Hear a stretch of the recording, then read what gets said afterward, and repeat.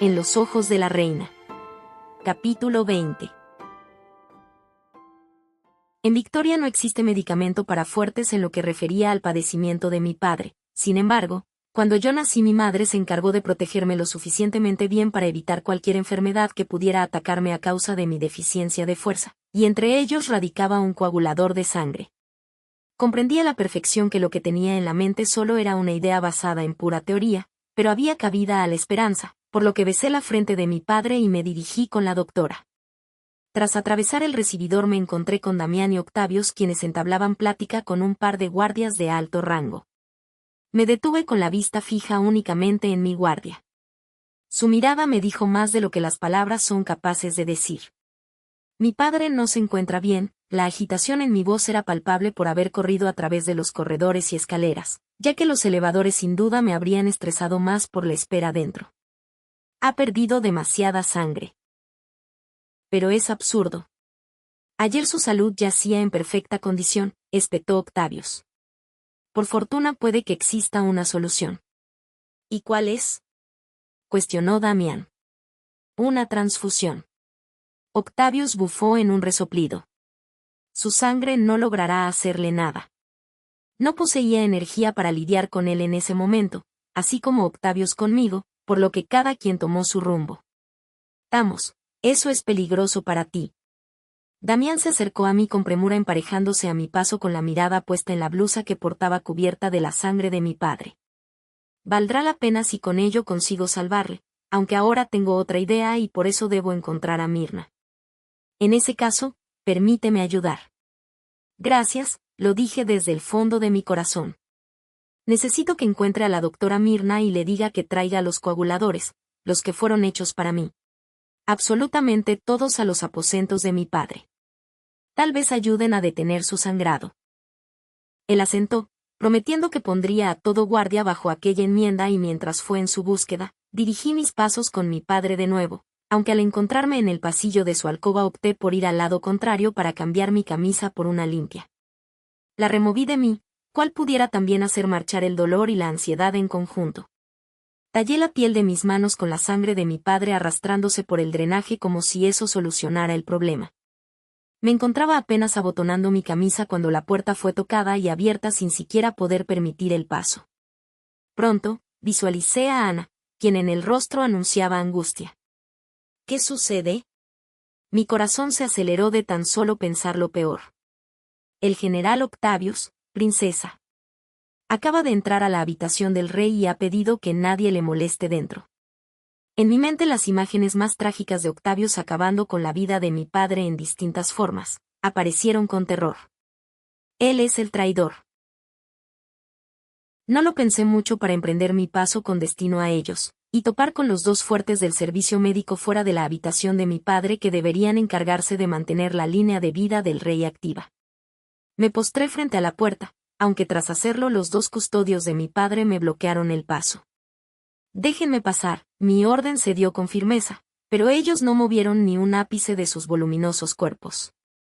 Aquello enfureció mi esencia hasta cada poro de mi piel, hueso y sangre circulando dentro de mi cuerpo. Tengan cuidado hacia donde dirigen su lealtad. Soy hija del rey, futura soberana de Victoria y Octavius está muy por debajo de mí, así que les sugiero que abran esa maldita puerta ahora si es que aprecian sus miserables y fuertes vidas. Ambos hombres solo les restó observarse para saber lo que debían ejecutar seguido de concederme el paso, mientras sus cabezas se inclinaron con una disculpa incluida tras su insolencia. Esa bien pudo ser la primera ocasión en la que hablaba de aquella forma que imponía mi derecho de sangre y nacimiento. Sin embargo, no conseguí saborear aquel momento debido a la situación en la que me encontraba. Una vez que abrí la puerta, visualicé cómo Octavio se aposaba a un costado de la cama de mi padre sosteniendo un grafito. ¿Pero qué sucede con usted? ¿Cómo se atreve a entrar de esa manera y perturbar la salud de mi padre? Mi grito resonó en toda la sala al tiempo que me acercaba a él y observaba un manuscrito en su mano. ¿Se atreve a traerle aquello bajo las presentes circunstancias? ¿Es que en verdad esperaba que mi padre firmara lo que sea que le haya traído? Valía la pena intentarlo. Su descaro era increíble. Mi padre apenas si se encontraba en la conciencia. Se quejaba por el dolor con los ojos entreabiertos y delirantes con una gruesa aguja en su brazo que buscaba hidratarlo. así como otros aparatos más que medían su delicado pulso. Desconozco su contenido general, pero más le vale. Esto, sacudió el papel en mi rostro. Solo contiene la verdad, mi princesa. Empecé a creer que usaba aquel título únicamente con el objetivo de hacerme rabiar.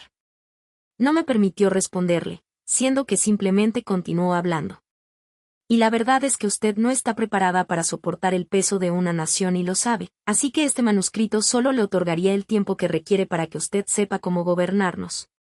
El menester y concejal se hará cargo de Victoria hasta que sea lo suficiente mayor para sobrellevar el mando que el puesto exige. ¿Y eso en cuánto sería según usted? 10, 20 ciclos, toda una vida? Pueda que lo último, regresó la sorna dejando atrás el poco respeto que pudo tenerme algún día. Lo que evidentemente causó mi rabia. Cuide su tono conmigo, Octavius, mi índice le señaló. No se atreva a jugar ni subestimarme, porque podría llevarse una sorpresa.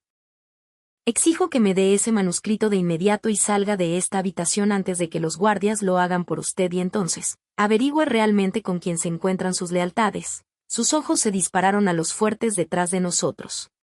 Para mi total sorpresa, su boca esbozó una sonrisa. Hasta que finalmente demuestra su verdadero ser, princesa. Disculpe. Ya puede regocijarse y sentirse satisfecha ahora. Felicidades, la corona es suya. Sentí hervir mi sangre en cuanto sus palabras y mirada me atacaron, pues comprendí el sentido de tal conversación. ¿Pero qué le hacía pensar a Octavius que el hecho de ver a mi padre y mi familia muerta me regocijaba? Cuando menos me di cuenta, la palma de mi mano terminó por colisionar en su mejilla.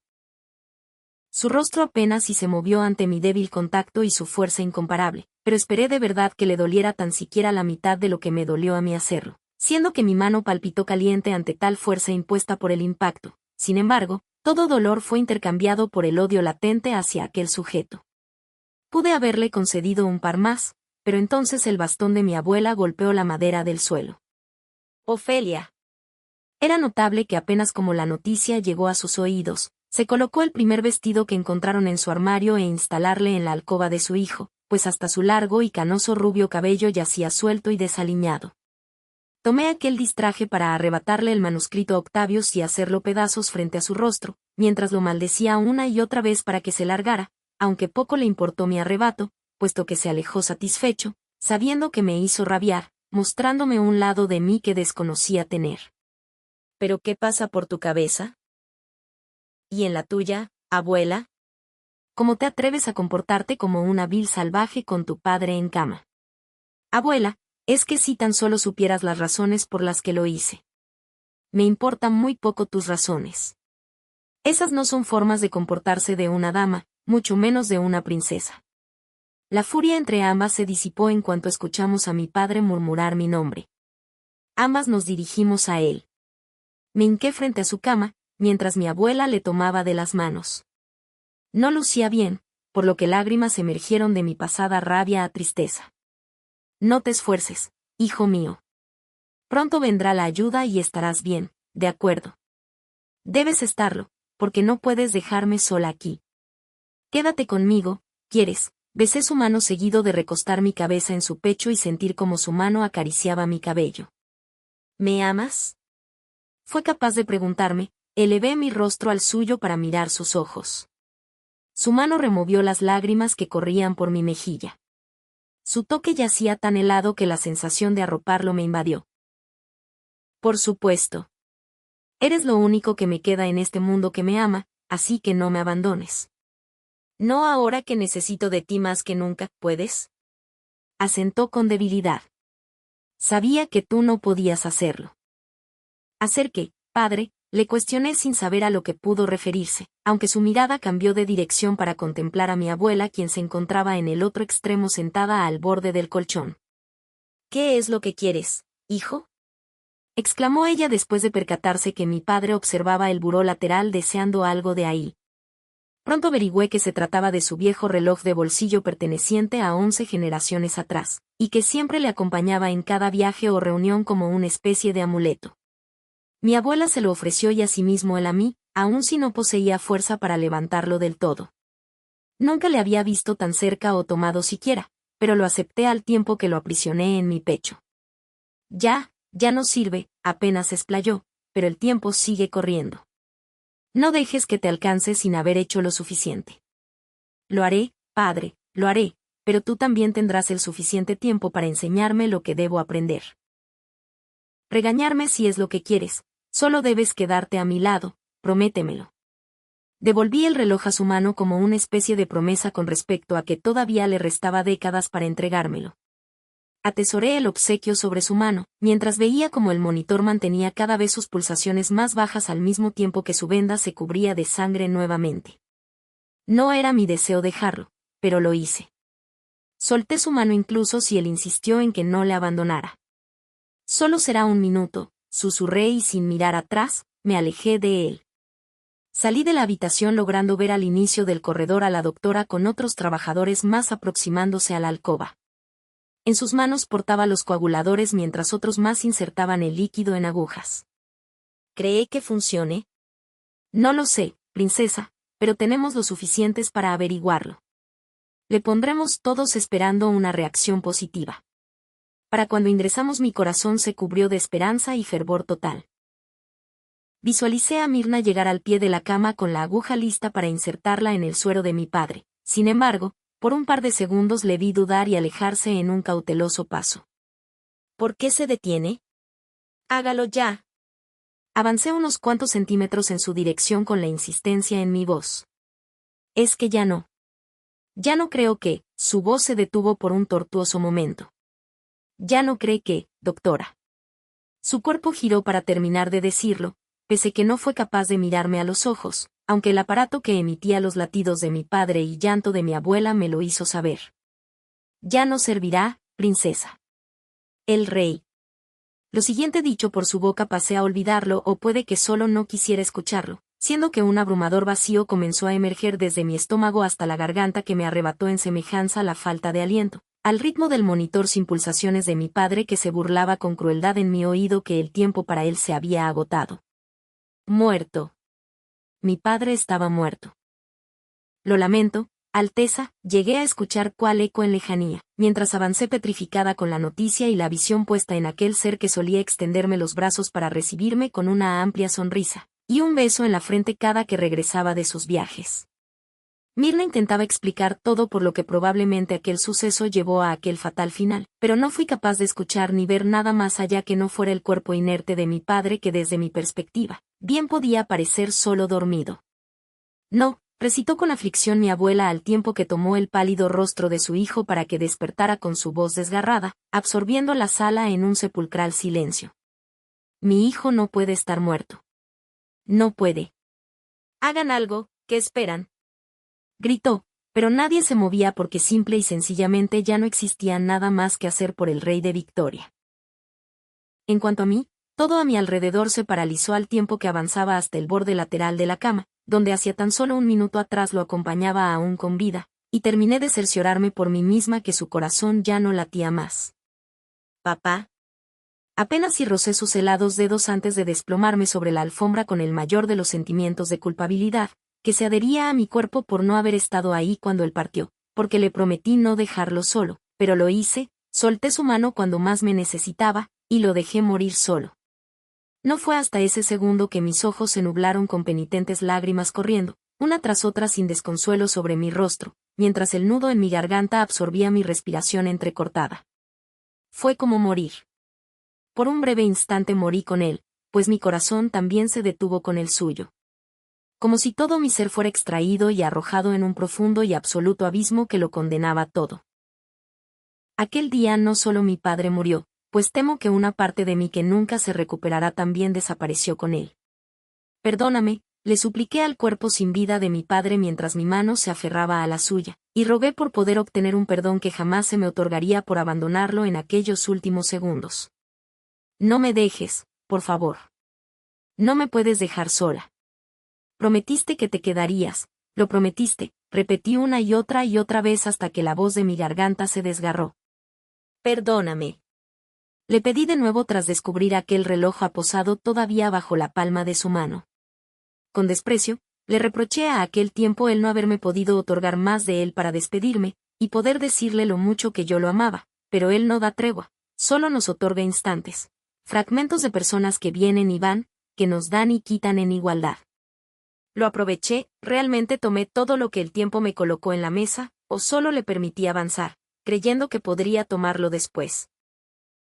Preguntas como esas jamás pueden responderse y terminé por recostarme sobre el pecho de mi padre.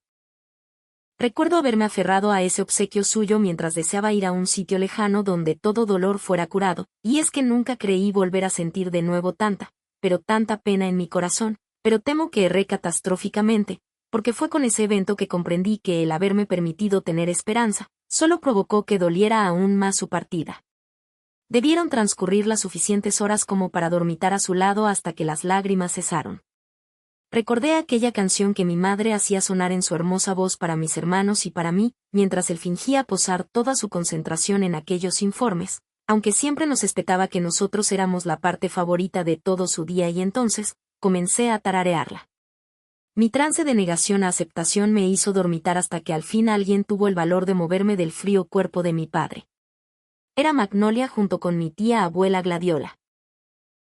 Solo ellas poseían el tiempo y valor suficiente a mi lado para moverme, y así percatarme de que ya no existía nadie más a mi alrededor. Ni siquiera mi abuela se encontraba ya. Vamos, Noneli, incitó tía Gladiola, pero me negué, aferrándome a la vida que se le arrebató a mi padre cuando Magnolia me reincorporó de la cama. No, no quiero dejarlo solo. Me pidió que no lo dejara, él me lo pidió. Lo sé, pero deben llevarse su cuerpo.